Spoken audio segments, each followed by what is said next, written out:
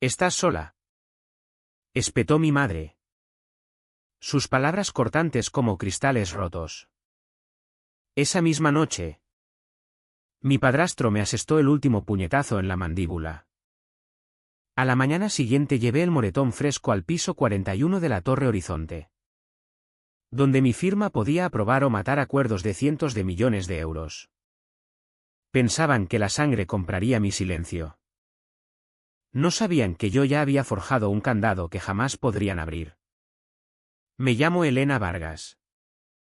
Madrid lloraba una lluvia fina y persistente sobre los jardines impecables de La Moraleja. Ese barrio que se enorgullece de su discreta elegancia. A mis 32 años. Estaba en el porche cubierto de la casa donde crecí. Un lugar que ahora pertenecía legal y espiritualmente a mi madre y a su marido. El aire olía a asfalto mojado y césped recién cortado. A través de la ventana salediza veía los movimientos frenéticos de alguien fregando los platos con rabia.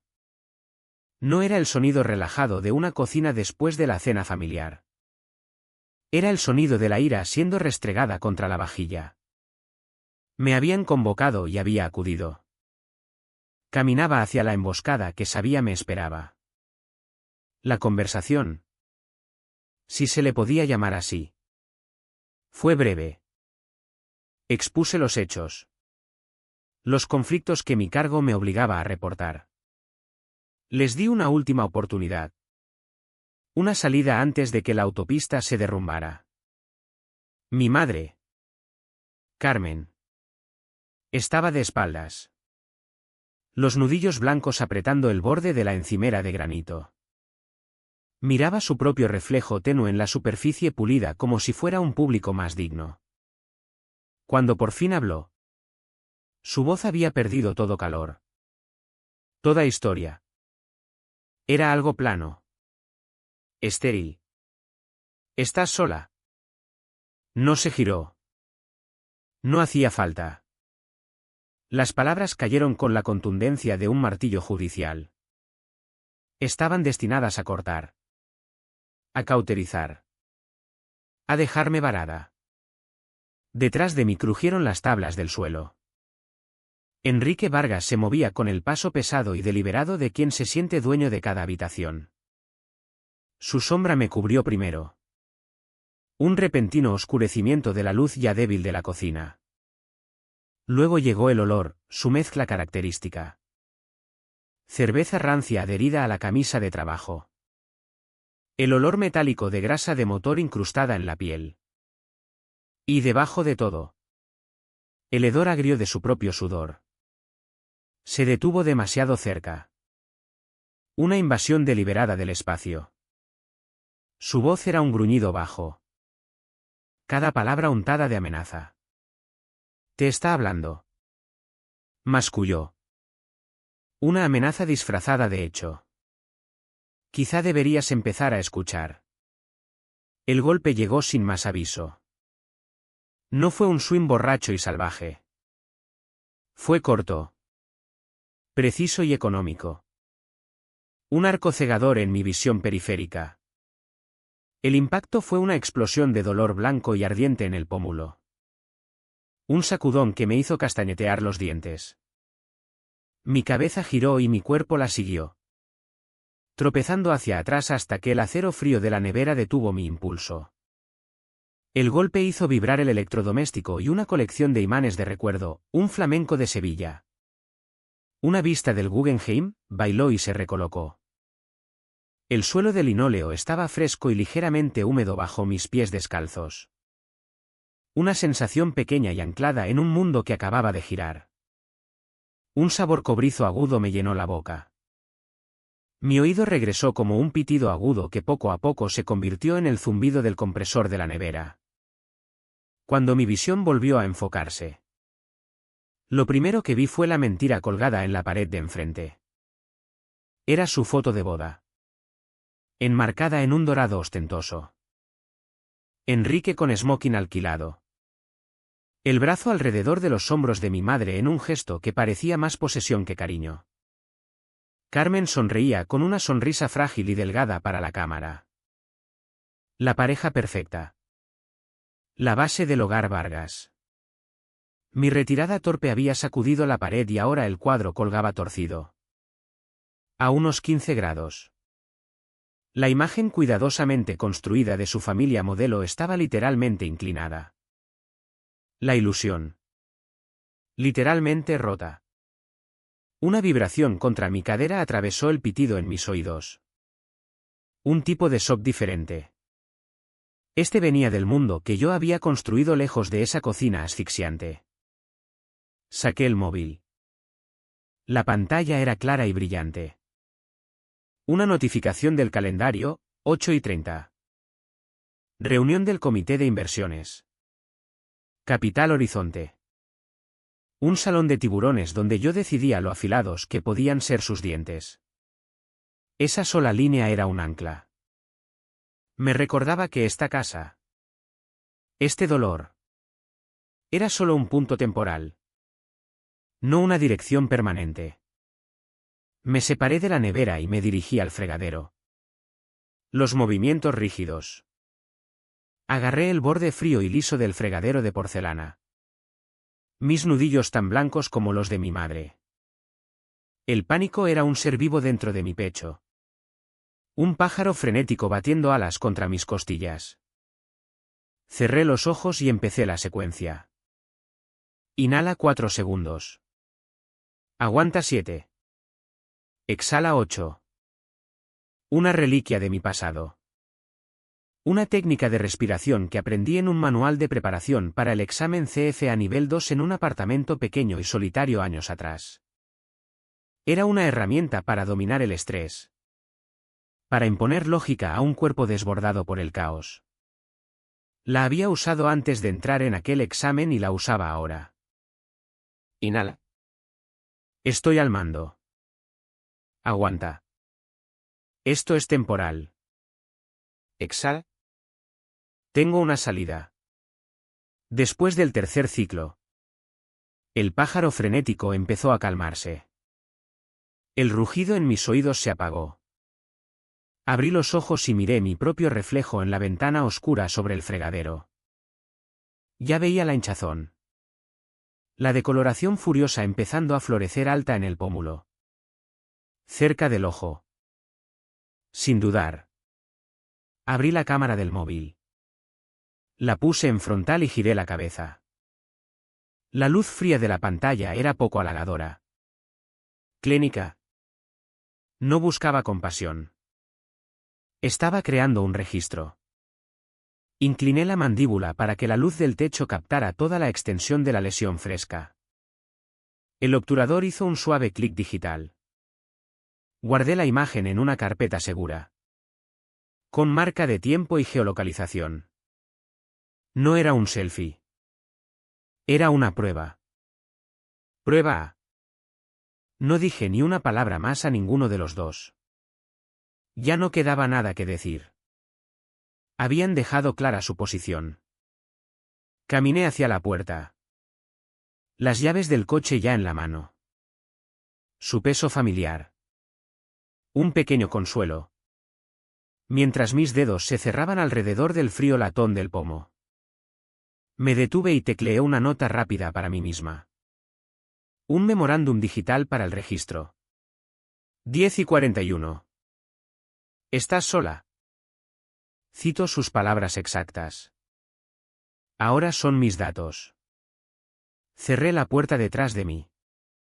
No con un portazo. Sino con una firmeza tranquila y deliberada. El cerrojo hizo clic al otro lado. El sonido fue seco. Definitivo en el aire húmedo de la noche. No era el sonido de una puerta que se cierra. Era el sonido de un martillo cayendo. De un caso que se archiva. Era la puntuación mecánica final de la vida que había tenido. Trazando una línea sobre la parte de mí que una vez anheló su aprobación. Esa Elena Vargas ya no existía.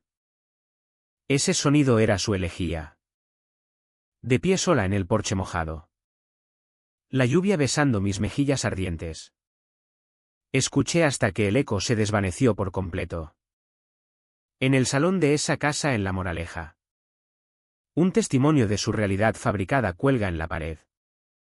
Es una gruesa tabla de pino oscuro teñido, tallada con letras en cursiva suave y acogedora. Dice, Hogar Vargas. Amor. Fe. Trabajo. 3 pilares de la vida que fingían vivir. El amor era el silencio después de un portazo. La fe era el ojo ciego a los moretones y las crueldades calladas. Y el trabajo era el motor de todo. La gran justificación de la existencia de Enrique. Para el resto de Madrid. Enrique Vargas era un héroe local. Un hombre hecho a sí mismo que encarnaba las virtudes obreras de la ciudad. Era el dueño de Vargas Logística. Una empresa de logística y contratas cuyos camiones azules eran una presencia constante y tranquilizadora en las calles. El periódico ABC lo adoraba al menos 2 veces al año. Publicaban un perfil adulador. Normalmente con foto de Enrique con casco, señalando autoritariamente un plano. Los titulares siempre giraban en torno al mismo tema: Vargas Logística abre camino al crecimiento comunitario, o Enrique Vargas construye una Madrid mejor. Donaba generosamente a la Liga Deportiva de la Policía. Patrocinaba equipos de fútbol base y siempre compraba la mesa más grande en la gala anual del hospital. Era un pilar de la comunidad. Sólido y fiable. Mi madre, Carmen, era la principal arquitecta de ese mito público. En esas galas, envuelta en un vestido un poco demasiado caro, brillaba bajo su brazo. Reía sus chistes gastados y asentía mientras él pontificaba con el alcalde o el presidente del banco. Enrique prácticamente salvó este barrio después del cierre de la fábrica. Le oí decirle una vez a la mujer de un concejal. La voz rebosante de un orgullo desesperado y ensayado. Es quien mantiene las cosas en marcha. ¿Quién se asegura de que la gente tenga empleo? Trabaja tan duro por todos nosotros. Era su mayor activo. La fachada pulida y sonriente que aseguraba a todo el mundo que el hombre detrás era tan bueno y amable como sus contribuciones públicas sugerían. Vendía la ficción de él con la convicción de una verdadera creyente, porque creer era más fácil que enfrentar la verdad de con quién se había casado. La verdad vivía en los rincones oscuros y sin luz de mi memoria. Recuerdo una noche concreta cuando tenía 17 años. Era tarde y estaba en la cocina intentando terminar los deberes de matemáticas en la mesa pequeña. Enrique entró oliendo a whisky y serrín. Al parecer no lo había saludado con el nivel adecuado de deferencia cuando entró. No gritó. Rara vez gritaba. Su control era más frío. Más íntimo. Se acercó a la mesa y, antes de que pudiera reaccionar, su mano grande y callosa se cerró sobre la mía, clavándola contra la madera. Mi bolígrafo cayó al suelo. Cuando entro en una habitación de mi propia casa, dijo. Su voz un susurro ronco destinado solo a mí. Muestras respeto. Levantas la vista. Dice sola. Se llama educación. No apretaba lo suficiente para romper huesos. Pero la presión era inmensa. Un peso aplastante que me hacía doler los nudillos. Era un acto de pura dominación. Un recordatorio físico de su poder y mi impotencia. La humillación era el objetivo. Era una lección envuelta en lenguaje de instrucción paternal. Una violación disfrazada de momento educativo. ¿Entendido?, preguntó. Miré al otro lado de la habitación, suplicando con los ojos a mi madre, que fingía estar absorta ordenando el correo en la encimera. Ella vio. Sé que vio. Pero no se movió. No habló. Eligió su silencio. Ese silencio era una presencia física en la casa. Espeso. Brillante y asfixiante. Como las capas de barniz sobre la escalera de caoba que tanto orgullo le daba haber instalado. Recubría todo. preservando la fea verdad bajo un brillo hermoso e impenetrable. Incluso entonces sospechaba que su vida profesional reflejaba la personal. Su empresa, Vargas Logística, estaba construida sobre unos cimientos tan turbios como su carácter. Siempre había rumores, susurros en los márgenes del barrio sobre sus negocios. Tenía una red de empresas socias, pequeñas SL con direcciones de apartados de correos que parecían surgir justo el tiempo suficiente para gestionar una subcontrata específica antes de disolverse en el aire. El papeleo siempre era un asunto brumoso y enrevesado. Las facturas vagas, los pedidos acelerados. Y las relaciones lo eran todo. Operaba en un mundo de apretones de manos y canales ocultos. Un lugar donde los favores eran moneda y los registros escritos una molestia. Era maestro de las zonas grises, prosperando en la ambigüedad que le permitía llamar soborno, honorarios de consultoría, y extorsión, acuerdo entre caballeros. Me fui de esa casa el verano que cumplí 19. Metí 2 maletas. Vacié mi pequeña cuenta de ahorros y nunca miré atrás. Ese fue el comienzo de mi verdadera educación. Encontré un apartamento diminuto en un barrio 3 distritos más allá y conseguí trabajo como recepcionista nocturna en un motel barato. De día iba a la universidad comunitaria. Aprendí a vivir con café recalentado y 4 horas de sueño. Saqué sobresaliente en todas las asignaturas de empresa y seguí adelante. Me abrí paso en la universidad pública. Luego empecé a acumular certificaciones profesionales como un soldado colecciona medallas, CPA, CFA, CISA. Cada una era una placa de armadura. Un arma nueva para una guerra que sabía que llegaría. Me sentí atraída casi magnéticamente por el mundo del cumplimiento corporativo y la contabilidad forense. Era un campo construido sobre un único principio poderoso: todo deja rastro. En ese mundo encontré mi vocabulario. Aprendí el lenguaje preciso e implacable que pone nombre a las cosas que hombres como Enrique prefieren mantener vagas y sin nombre. Aprendí que su red de empresas fantasma no era solo buen negocio. Era una entidad de propósito especial diseñada para ocultar transferencias de fondos. Los hombres a los que hacía favores no eran solo colegas. Eran partes relacionadas no declaradas. La presión que ejercía sobre proveedores pequeños no era solo negociar duro. Era coerción económica. Odiaban esas palabras. Los hombres como Enrique, que construyen imperios sobre la ambigüedad, temen la precisión. Llamar algo por su nombre legal correcto es sacarlo de las sombras a la luz cruda e implacable. Aniquila la negación plausible.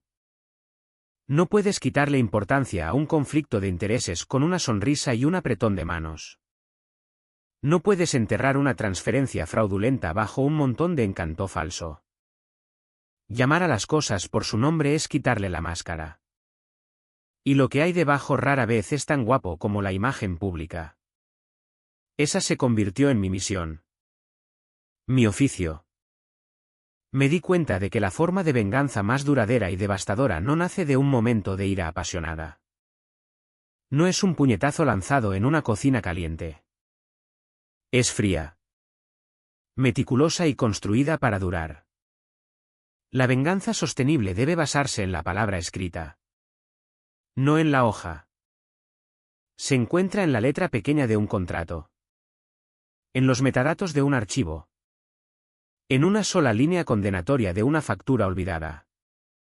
Es la construcción paciente de un caso tan hermético, tan exhaustivamente documentado, que cuando la puerta se cierra, la persona al otro lado ni siquiera oye el clic del cerrojo.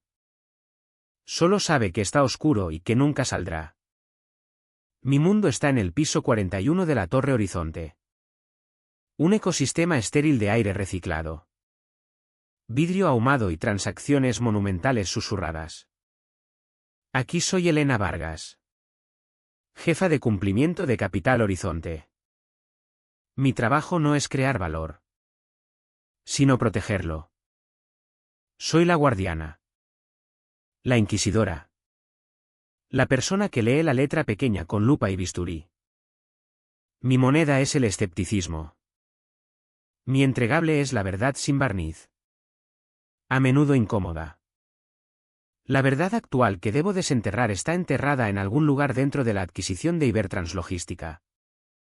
Un actor medio grande que estamos a punto de absorber por 410 millones de euros. El acuerdo está en sus fases finales de due diligence. Un periodo frenético donde mi equipo de analistas trabaja día y noche en una sala de conferencias acristalada que llamamos el Acuario. El ambiente es una mezcla a presión de ambición y agotamiento alimentada por bandejas interminables de comida para llevar y café negro industrial. El aire está espeso con el olor seco y papiráceo de documentos y el zumbido bajo de los servidores. Las luces fluorescentes blanquean todo color de la sala, reflejando blanco puro sobre la caoba pulida de la mesa de juntas. En este entorno, cada número debe estar impoluto. Cada afirmación verificada. Cada relación mapeada y declarada. Mi trabajo es encontrar la única célula sucia que podría metastatizar y matar todo el organismo. El volcado principal de datos de Ibertrans era inmenso. Miles de archivos. Contratos y estados financieros. Mi foco, como siempre, eran los desembolsos de efectivo. Sigue el dinero y encuentras la historia. Empecé con el archivo maestro de proveedores. La lista definitiva de cada entidad a la que Ibertrans paga. Era un denso documento de 184 páginas. Un monumento a la realidad mundana de dirigir una gran empresa de logística, proveedores de combustible. Licencias de software. Limpiadores de uniformes. Servicios de catering. Era un bosque de nombres. Y mi trabajo era buscar el único árbol que no debía estar allí. Estaba en la página 112 cuando lo vi. El nombre era inocuo. Enterrado entre proveedores de oficina Kensington y lubricantes industriales Keystone, Vargas Logística. Mi respiración se detuvo una fracción de segundo. Un pequeño fallo involuntario en mi ritmo respiratorio normalmente calmado. Sentí un leve latido en el pómulo. Un eco fantasmal del impacto de la noche anterior. No reaccioné. No amplié. Simplemente tomé nota mental en silencio. El nombre aparecía en la lista un total de 11 veces. Asociado a diversos pagos en los últimos 18 meses. Verifiqué el ID de proveedor en nuestro portal de Due Diligence. El código interno asignado a Vargas Logística por el Departamento de Cuentas por Pagar de Ibertrans era V78BEV. Era el sufijo lo que me puso los pelos de punta. EV. Enrique Vargas. Era arrogante. Era perezoso. Era exactamente el tipo de atajo casual y orgulloso que un hombre como él tomaría. Una pequeña firma escondida a plena vista. Invisible para cualquiera que no estuviera buscando. Para un auditor externo eran solo 2 letras al azar. Para mí era una confesión. Filtré todo el libro mayor de pagos de Ibertrans por ese código de proveedor. 11 pagos que iban desde 90.000 hasta algo más de $250.000 de euros. Las descripciones eran consistentemente casi cómicas por vagas. La mayoría estaban bajo categorías genéricas como honorarios de consultoría o apoyo logístico. Pero 3 de ellas, todas procesadas en la última semana del trimestre fiscal anterior, destacaban. Estaban marcadas como urgentes, y la descripción de cada una era idéntica: remediación de sitio. Es un término que suena oficial mientras no dice nada en absoluto. Podría significar cualquier cosa. Desde limpiar un vertido químico hasta simplemente mover tierra de un sitio a otro. Es el escondite perfecto para dinero que necesita moverse rápido y sin escrutinio. Este fue el punto de divergencia. El equipo del acuerdo. Ansioso por cerrar. Aceptaría las facturas al valor nominal. Los pagos se habían hecho. Los servicios. Supuestamente. Se habían prestado. El papeleo estaba archivado. El procedimiento estándar es verificar hacia arriba, tomar un contrato aprobado y confirmar que el pago coincide. Es un enfoque de arriba a abajo que asume la legitimidad del acuerdo inicial. Yo no trabajo así. Inicié un protocolo de verificación inversa. Es un proceso mucho más laborioso y confrontacional. Empiezas con el pago sospechoso. El dinero frío y duro saliendo de la cuenta bancaria. Y te abres camino hacia atrás, exigiendo ver cada pieza de documentación que llevó a su liberación. No pides ver el contrato.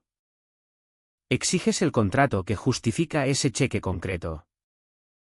Es un asalto de abajo arriba. E increíblemente efectivo para exponer cascarones y fantasmas porque el rastro de papel de una transacción falsa casi siempre se falsifica con prisas. Mi solicitud de los contratos originales para los 3 pagos de remediación se encontró con fricción burocrática. El director financiero de Ibertrans. Un hombre con un brillo permanente de sudor en el labio superior. Me aseguró que era procedimiento estándar. Trabajo de emergencia que requería pago inmediato. El papeleo llegará, dijo despectivamente en una llamada. No nos perdamos en los detalles. ¿Elena? Los detalles son donde viven las serpientes. Juan. Respondí. Mi voz plana e uniforme. Envíame los archivos.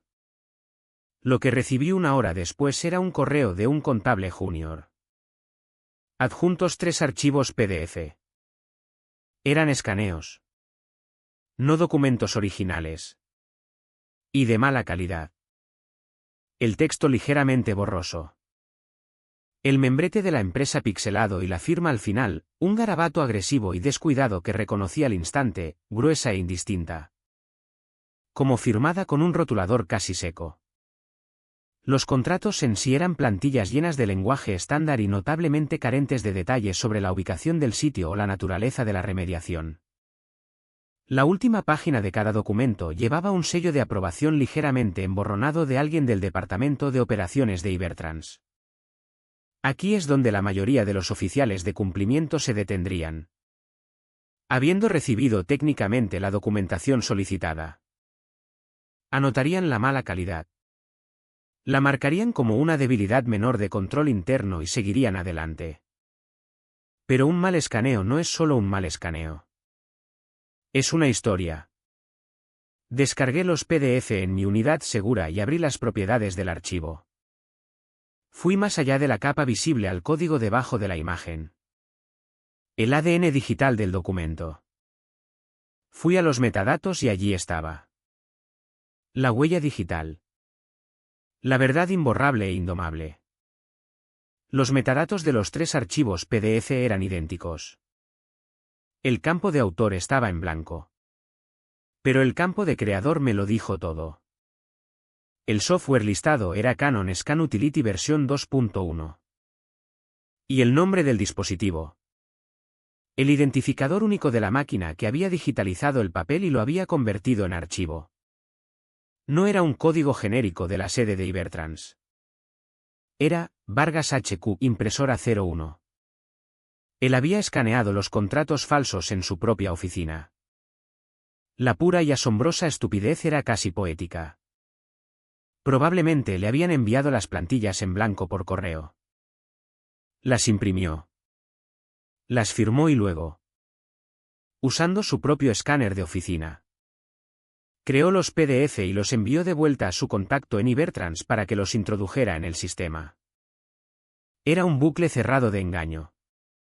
Y habían dejado la puerta trasera abierta de par en par con un letrero digital apuntando directamente a ella.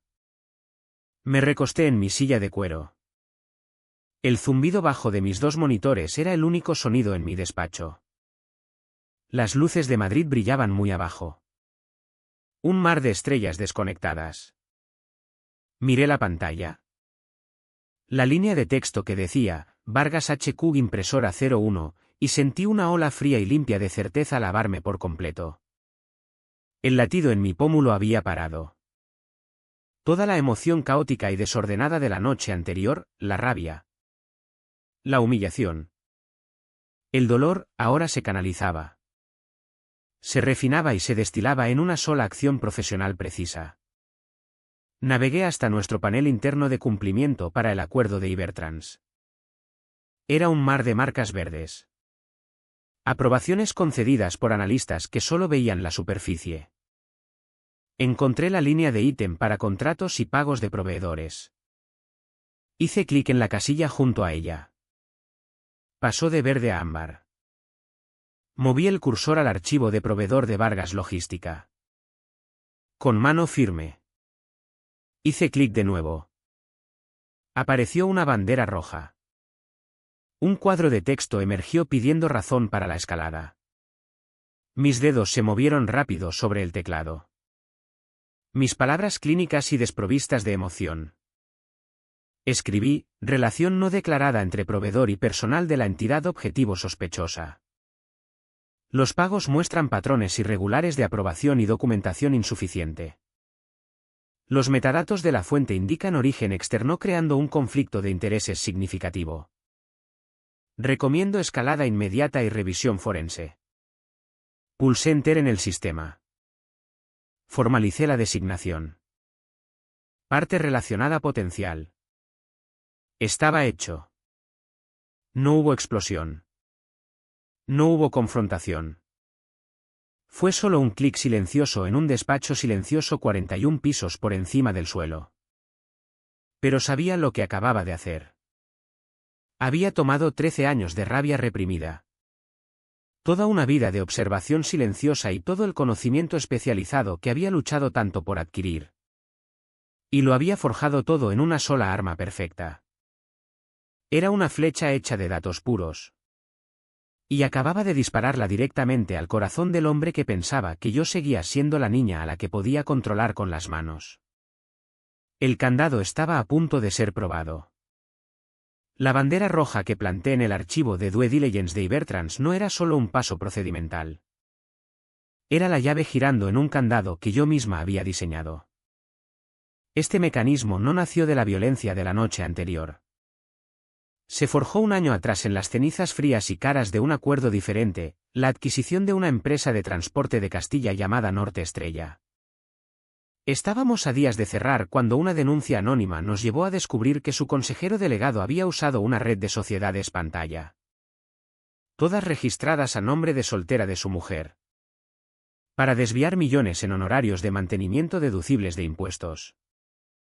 El acuerdo se derrumbó. Volaron las demandas y Capital Horizonte se quedó con una factura de 7 cifras por honorarios legales y de asesoría desperdiciados. Nos habían hecho quedar como idiotas. En la autopsia. Nuestro consejero delegado, Arturo Velasco, exigió una solución. ¿Cómo impedimos que esto vuelva a pasar?, preguntó en una sala llena de banqueros y abogados. Sus respuestas eran predecibles. Más auditorías. Verificaciones de antecedentes más profundas. Más horas facturables. Mi respuesta fue distinta. Propuse construir una trampa mejor. Durante los siguientes 2 meses redacté una nueva cláusula no negociable para incrustar profundamente en el lenguaje estándar de cada acuerdo de adquisición que emitíamos. La llamé Candado de Integridad de Partes Relacionadas, o CIPR. Su lenguaje era deliberadamente denso. Legalista e implacable. Era una serpiente escondida en el jardín del jargón contractual. El núcleo del CIPR era su protocolo de activación en 2 etapas. Etapa 1. El gatillo ético. Era una medida preventiva. Estipulaba que cualquier pago único a proveedor superior a 250.000 euros. Especialmente uno marcado como urgente o con descripción vaga. Se redirigiría automáticamente a un auditor independiente externo para aprobación antes del desembolso. Era un badén diseñado para ralentizar flujos de caja sospechosos. Etapa 2 era la ojiva. La cláusula 17.4b establecía que si Después de la firma del acuerdo de compra pero antes del cierre final, surgía evidencia de una relación de parte relacionada no declarada previamente que realizara transacciones con la empresa objetivo por un total superior a 1 millón de euros en agregado. El CIPR se activaría. Las consecuencias eran automáticas e inmediatas. Primero, la totalidad de la cuenta de depósito en garantía multimillonaria del acuerdo se congelaría, pendiente de una revisión forense completa. Esto cortaba el suministro de dinero, matando al instante el impulso del acuerdo. Segundo, y mucho más importante, todos los derechos de voto relativos al cierre del acuerdo, normalmente en manos del consejo de la empresa objetivo, se transferirían temporalmente al presidente del comité de cumplimiento del comprador. Ese presidente era yo. Era un golpe de estado silencioso y sin sangre, ejecutado por obligación contractual. Quitaba el poder a los mentirosos y lo entregaba directamente a la persona que los había expuesto. Cuando presenté el borrador final a Arturo, se recostó en su silla, uniendo los dedos. Era un hombre que apreciaba la agresividad, pero prefería que fuera evidente. Algo que pudiera ver en una pantalla de trading. Mis métodos eran demasiado sutiles para su gusto. Esto es un poco pesado. ¿Elena? Dijo, dando golpecitos en la página que describía la transferencia de derechos de voto. Es una píldora envenenada. Podría asustar a posibles objetivos. Lo miré directamente a los ojos. Mi voz sin traicionar emoción. Solo asustará a los objetivos que tengan algo que ocultar. Arturo gruñó. Un sonido de asentimiento reacio. Y dio el visto bueno. El CIPR se convirtió en procedimiento operativo estándar. 6 meses después, cuando empezamos nuestro cortejo de Ibertrans Logística, su equipo legal había tachado en rojo docenas de cláusulas en nuestra oferta inicial, discutiendo sobre límites de indemnización y cláusulas de no competencia. Pero habían pasado de largo el CIPR. Lo habían leído. Por supuesto. Pero lo habían visto como lo que yo pretendía que vieran, una salvaguarda teórica. Una pieza de armadura corporativa diseñada para proteger contra alguna amenaza hipotética lejana. Era una formalidad. El equivalente legal de un extintor en una vitrina de cristal. Nadie espera que el edificio arda de verdad. Su arrogancia fue nuestra mayor ventaja táctica. Firmaron el acuerdo con el CIPR cómodamente anidado entre sus páginas. Una amenaza dormida no activada. El verdadero genio del candado. Sin embargo, no estaba en la cláusula principal. Estaba en el apéndice. Apéndice C en definiciones. Pasé una semana entera redactando esa sección yo sola. Enterrado entre las definiciones de efecto material adverso y subsidiaria, estaba la entrada para parte relacionada. La definición legal estándar suele ser estrecha, limitada a cónyuges, hijos y padres. Mi definición era una obra de arte. La amplié, citando precedentes de una docena de sentencias diferentes y, crucialmente, incorporando las leyes específicas de la Comunidad Autónoma de Madrid donde Ibertrans estaba constituida. Mi definición era una red vasta e inescapable. Incluía primos, cuñados, parejas de hecho y, lo más hermoso, nombraba explícitamente a cualquier individuo que ejerciera una función conyugal o parental conviviente, incluyendo pero no limitado a un padrastro. Yo había escrito la ley de nuestra nueva relación. Y al pie de la página que contenía ese apéndice, como en cada página del contrato, había una pequeña línea en el pie, redactado y revisado por E. Vargas. Jefa de cumplimiento. Capital Horizonte. Mi nombre estaba en el arma. Una reivindicación silenciosa y permanente de autoría. El candado de integridad de partes relacionadas era una puerta de bóveda bancaria escondida a plena vista. Cada día los banqueros y abogados de ambos lados pasaban por delante, admirando el tamaño y el alcance de la transacción.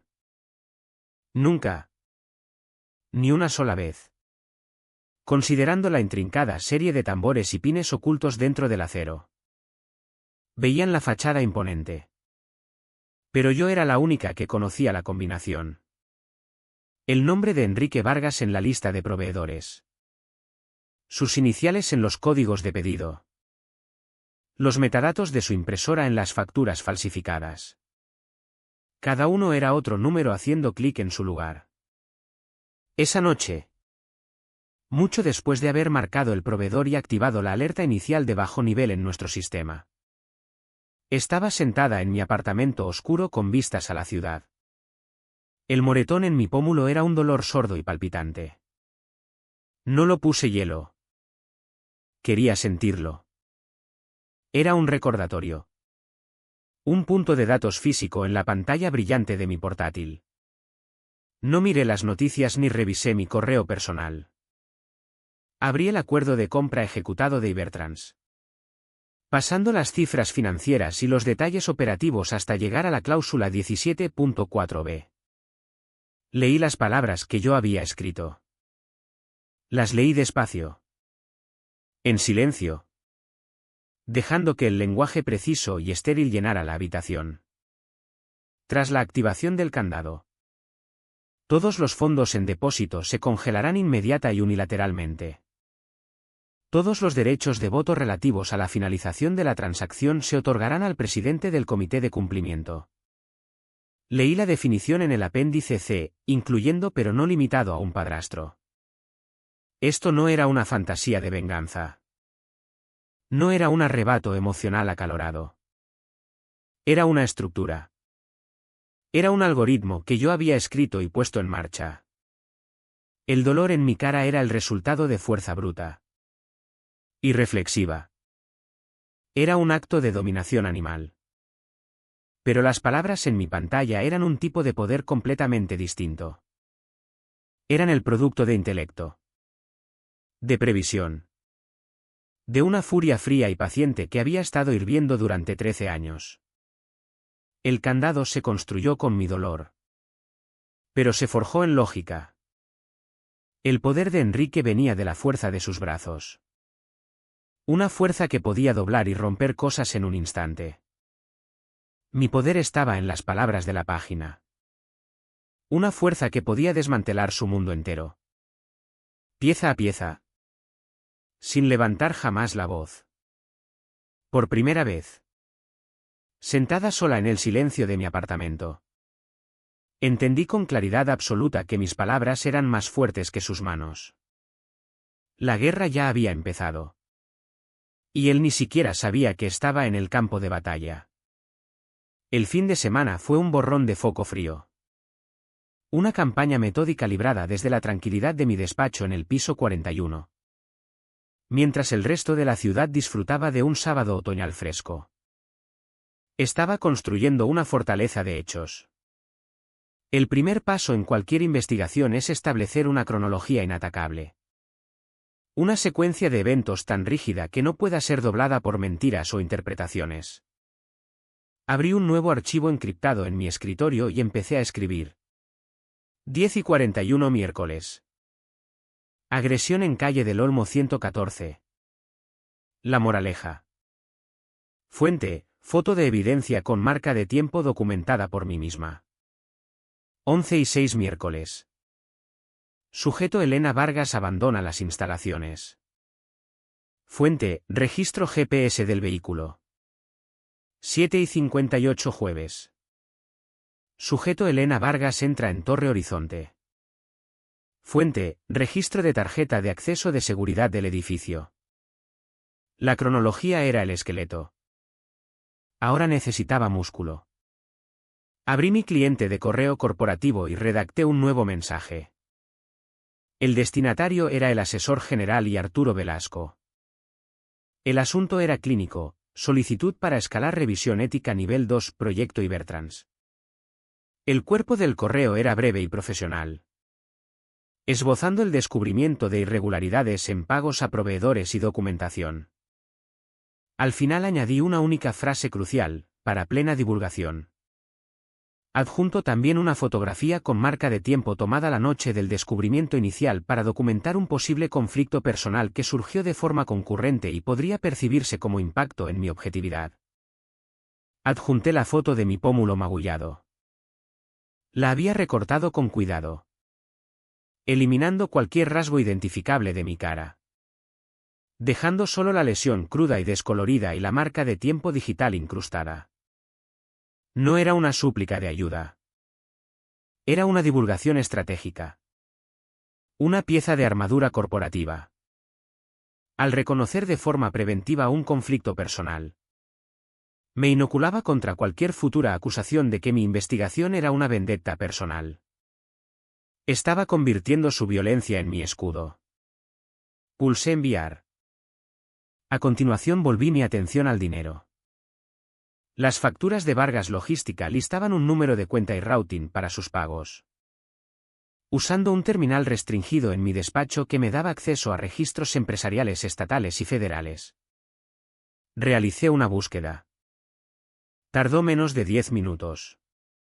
El registro corporativo de Vargas Logística S.L. estaba presentado ante la Comunidad de Madrid. El único propietario y agente registrado era Enrique R. Vargas. La cuenta bancaria registrada con la comunidad. La designada para impuestos y fines oficiales. Coincidía perfectamente con la cuenta que había recibido más de 2 millones de euros de Ibertrans Logística. El vínculo ya no era una sospecha basada en metadatos. Era un hecho legalmente documentado e innegable. Los datos, sin embargo, pueden discutirse. Pueden descartarse como error administrativo.